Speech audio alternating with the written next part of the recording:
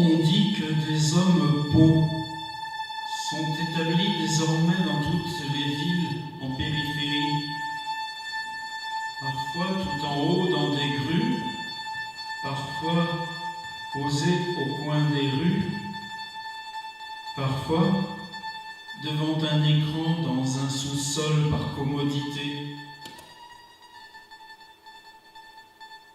On dit que les hommes beaux ne souffrent pas, ne se plaignent pas, sont parfaitement heureux dans la situation qui leur est faite.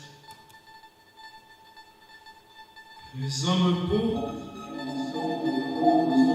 n'ont rien de difforme, même si certains ont propension à un gonflement compréhensible à force d'être simplement immobiles.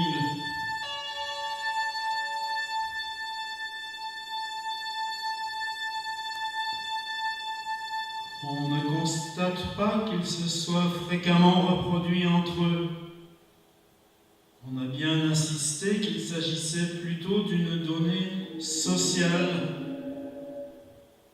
L'habitude d'un travail fixe est commencée de plus en plus tôt dans la vie, ces travaux qui les gardaient immobiles. Le fait était avéré. Dès que l'existence des hommes beaux a été établie dans nos vieilles sociétés, les parents n'hésitaient plus à laisser leurs enfants prendre cette direction comme une autre. On était au moins assuré d'une vie calme, d'un rôle et d'une rémunération régulière.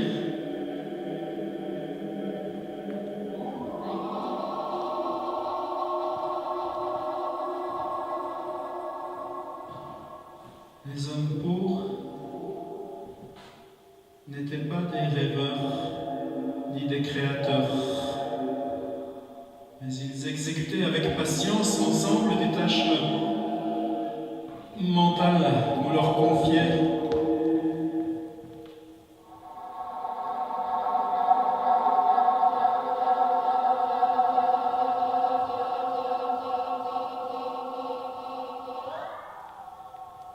Ils programmaient, calculaient, construisaient, pilotaient, exécutaient, mais tout cela à distance, mais tout cela immobile.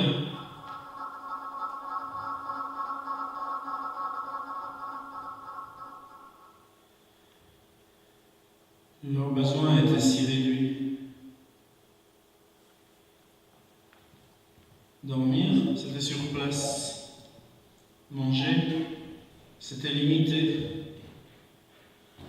D'autant qu'ils étaient souvent affectés de ce dérèglement de gènes, le corps se suffisant pratiquement à lui-même.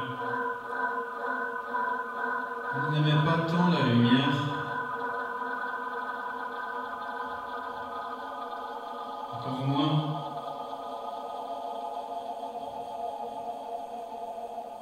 le mouvement.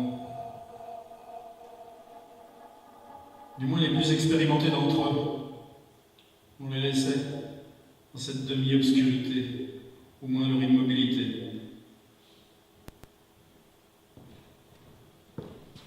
Nous savions tous dans nos villes ce que nous devions aux milliers et milliers d'hommes beaux que nous maintenions tout en haut de nos grues, ou postés au coin des rues, ou devant un écran, dans nos sous-sols.